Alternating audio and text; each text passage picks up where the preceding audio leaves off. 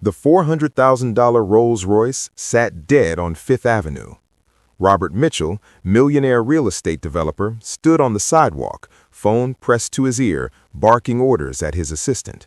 "I don't care if you have to helicopter someone in. I need this car fixed in 20 minutes." His three business associates clustered nearby, checking their Rolexes, radiating the same impatient energy. They were used to problems being solved with a phone call and a credit card. That's when a small voice spoke up from behind them. "I can fix this." Robert turned. Standing on the sidewalk was a boy, maybe 12 years old, in clothes that had clearly seen better days. His shirt was too large, his jeans were frayed, his sneakers were held together with duct tape. But his eyes held something Robert hadn't seen in years: absolute certainty. Robert's associates erupted in laughter. "Did you hear that?" said James, barely containing himself. "The kid thinks he can fix a Rolls-Royce." "That's adorable," added Marcus, his condescension dripping. "Son, this car is worth more than most things." The other men chuckled, shaking their heads. But the boy didn't flinch. He looked directly at Robert and repeated quietly, "I can fix this. I've been watching YouTube videos about engines for 2 years. I work at Mr. Patterson's garage after school." He paused. "I know what that sound means." Something in Robert's chest tightened. He was about to wave the boy away, to return to his phone call, when a memory surfaced, faint but persistent. Being young, having knowledge, being dismissed by adults who thought they knew better.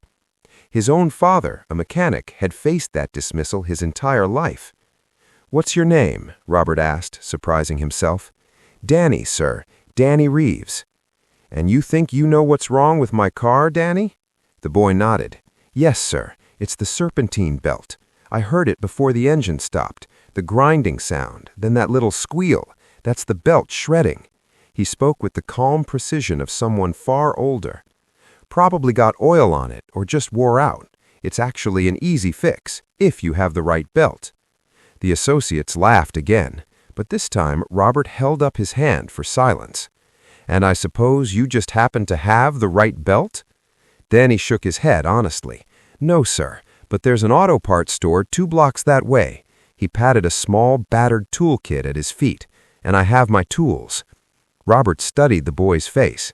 No arrogance, no bravado, just quiet confidence born from knowledge and experience. It reminded him of his father. "How much?" Robert asked suddenly. Danny looked confused. "Sir? How much would you charge to fix it?" The boy shifted uncomfortably. I don't know. Whatever you think is fair." Something in Robert's chest shifted. "Tell you what, you fix my car in 20 minutes, I'll give you $500. The boy's eyes went wide. The associates fell silent, exchanging shocked glances. "But," Robert continued, "if you can't fix it, you don't get anything, and you don't waste more than 20 minutes of my time. Deal?" The boy's expression turned serious as a handshake. "Deal." Robert glanced at his watch. Starting now. What this millionaire didn't know was that in the next 18 minutes, this 12-year-old boy would fix far more than just a broken belt. He was about to fix something Robert Mitchell didn't even know was broken. Before we dive deeper, let us know in the comments where you're watching from. We'd love to hear from you. And don't forget to hit that subscribe button so you never miss any of our upcoming videos. I started out like you. My father was a mechanic, worked himself to the bone to give me opportunities. Somewhere along the way, I started thinking success meant leaving that world behind, looking down on it even. Robert's eyes were bright now. But you reminded me today that honest work done with integrity and knowledge is the highest calling there is. Danny didn't say anything. He just listened, taking in these words like water after a long drought. "When you call me tomorrow," Robert said, "we're going to talk about your future. I know people who run technical schools, scholarship programs. You shouldn't be working after school to help with rent. You should be learning, growing, preparing for a future where you can use these gifts properly." Danny's face filled with panic. "But my mom needs—" "Your mother will be taken care of," Robert said firmly. "I'm going to make sure of that. You just focus on being a kid and getting an education. Deal?" Danny's face crumpled with emotion. He nodded, unable to speak.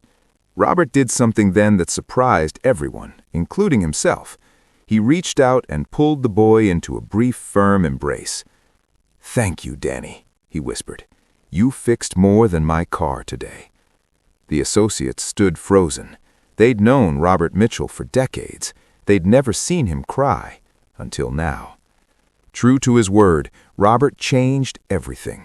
Within 2 weeks, he'd arranged for Danny's mother to receive a job at one of his companies, better pay and benefits than she'd ever had.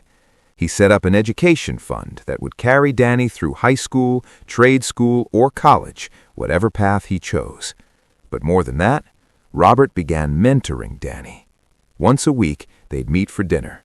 Robert would share business wisdom, life lessons, stories from his own journey. Danny would share his dreams, his fears, his insights about mechanics and engineering. Their friendship became one of the most important relationships in Robert's life. It reminded him, week after week, that wisdom isn't the exclusive domain of the wealthy. Sometimes the greatest teachers come in the smallest packages, wearing worn-out sneakers and carrying battered toolkits. 3 years later, Robert attended Danny's high school graduation. The boy had blossomed into a confident young man. He'd earned a full scholarship to MIT's engineering program. As Danny walked across that stage, Robert felt tears streaming down his face. His wife Ellen squeezed his hand. "You changed his life," she whispered.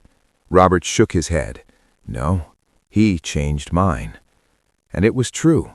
That day on Fifth Avenue, when a small boy with a giant heart said, "I can fix this," he'd fixed far more than a broken belt on an expensive car.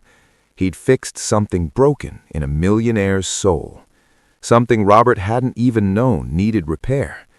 Sometimes the most valuable lessons come from the most unexpected teachers, and sometimes, if we're very lucky, being wrong is the first step toward becoming right again. Danny graduated MIT with honors and now runs a nonprofit teaching underprivileged youth automotive skills. Robert Mitchell donated $2 million to fund the program. They still have dinner every Tuesday. If this moved you, like and subscribe. Thanks for watching. See you in the next one.